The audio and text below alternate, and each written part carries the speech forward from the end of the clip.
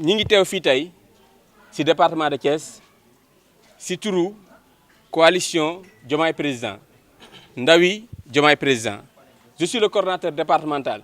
di wax ak askan bi pour ñu xam ni le président de la République Bassirou Diomaye Faye dafa jël décision yu am solo ci république bi mooy lan il a choisi la république il a choisi le Sénégal il a choisi le développement des Sénégalais ci loolu nag ñun la jeunesse nous sommes incontournables ci mission bi nga xamante ni jël na ko ci tournant décisif bi nga xamante ni engagé na ko pour le changement pour mu mën a nekk nag ñun ndawi Diomaye dañu war a am taxawaay dans le département les 15 communes du département ñu taxaw fi wax fi li fi président def wax fi yéeneem wax fi bëgg-bëggam pour le Sénégal prospère jafe-jafe jeunesse bi ñun ñëpp xam nañ ko la plupart du temps les jeunes souffrent de manque de moyens souffrent de manque de formation souffrent de manque d'orientation souffrent de manque d'accompagnement politique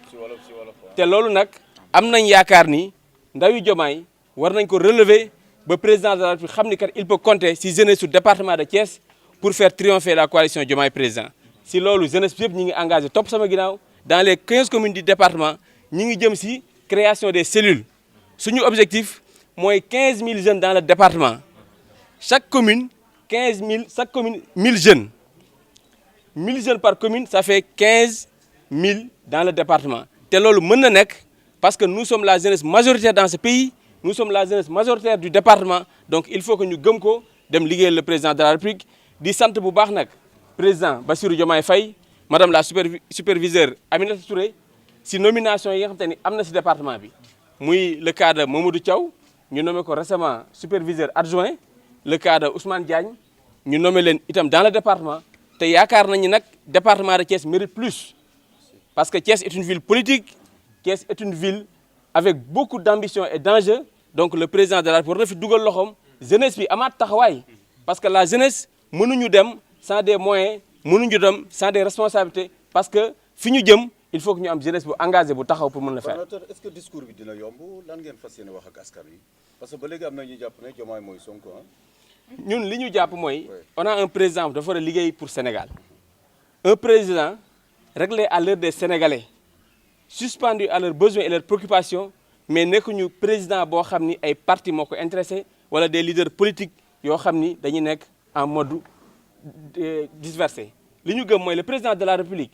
am na place am ci Sénégal c'est un homme intègre c'est un homme compétent c'est un homme sérieux et responsable Sénégal nañ ko def confiance mu liggéey réew mi. loolu ñu ngi koy espérer parce que suñu ginnaaw le grand citoyen mi ngi fii président Déthié Diouf di liggéey bu am solo nekk koo xam ne kenn du ko présenté dans la coalition tey ndawi Diomaye national mi ngi fi taxaw muy monsieur Babacar Sélé donc am nañu équipe boo xam te ni président amul lu muy envier kenn fii ci département de Thiès te man mii di waxee je suis conseiller dans le département kon xam nañ département bi fan lañu war a creuser yan niche lañu war a exploiter pour que président triomphe dans le département te on va le faire.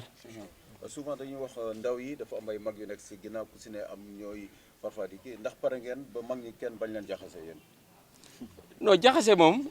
fi lañ ko fekk mais li ñuy bañ mooy jaxasoo dañuy bañ a jaxasoo bañ a jaxasoo nag mooy lucidité mooy agir avec responsabilité agir avec maturité pour mën a dem ci kanam ñun nekkuñu benn jeune bu ñuy dicté tey initiative bi man maa ko jël en tant que le coordonnateur des jeunes avec l'ensemble des jeunes du département amul benn leader ci Thiès bu mën a taxaw wax ni man maa wax Ablaye Moussa coordonnateur na organiser quoi que ce soit il faut que ça soit très clair man mission bi ñu ma jox dans le département je l'assume avec responsabilité et beaucoup de lucidité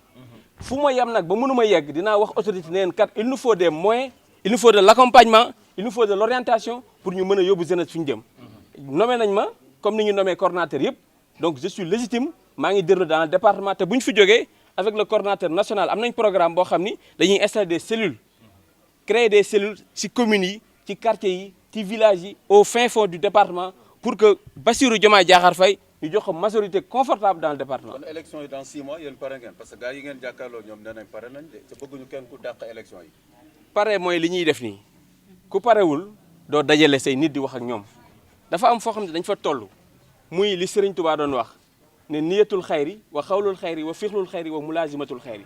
yéene lu baax nga di ko waxee di ko doxee te nga sax ci. président Bassirou Diomaye Faye si loolu la teg tànkam yéene nañ Sénégalais yëpp jàmm yéene nañ Sénégalais yëpp yokkute yéene nañ Sénégalais yëpp développement yéene nañ Sénégalais yëpp dund bu meilleur donc pour réussir cela ñun sénégalais ñun jeunesse bi li ñu war mooy soutenir le président pour que les sénégalais yi bëgg mu defal ñu ko. Chers jeunes du département, le Sénégal est engagé dans une nouvelle dynamique politique fondée sur la souveraineté, la justice, la transparence et le développement. Cette vision portée par les nouvelles autorités ne pourra se concrétiser sans l'implication active de la jeunesse, qui constitue la force motrice de notre nation. Dans le département de Thiès, nous avons la responsabilité historique de renforcer les acquis démocratiques à travers notre coalition, à travers un vaste travail de mobilisation et de massification. Cette mission exige de nous engagement, discipline, responsabilité et esprit de sacrifice. La massification ne doit pas être perçue comme une simple augmentation de nombre de militants. Elle doit être comprise comme un travail permanent de sensibilisation, d'organisation et de rapprochement avec les populations. Nous devons aller vers les citoyens, écouter leurs préoccupations, comprendre leurs attentes et leur faire partager notre vision pour un Sénégal plus juste et plus prospère. J'invite tous les jeunes de Thiès à s'investir les quartiers, les villages, les communes, les établissements scolaires, les universités, les mouvements associatifs et les espaces de dialogue citoyen, afin de porter le message de la coalition Diomaye Président. Notre objectif est de bâtir une jeunesse consciente, responsable et engagée, capable de défendre les intérêts du peuple et de contribuer efficacement au développement de notre pays. Nous devons privilégier l'unité, le travail et la solidarité, tout en respectant les divisions et les conceptions différentes pour un Sénégal plus juste. Le département de Thiès doit demeurer une référence en matière d'engagement politique. La citoyenneté active et la mobilisation populaire. Chaque jeune doit devenir un ambassadeur des valeurs de patriotisme, de responsabilité et de service à la communauté. L'avenir appartient aux jeunes qui osent s'engager, travailler et servir leur nation avec loyauté et détermination. Ensemble, poursuivons le combat pour un Sénégal souverain, juste, prospère et résolument tourné vers l'avenir.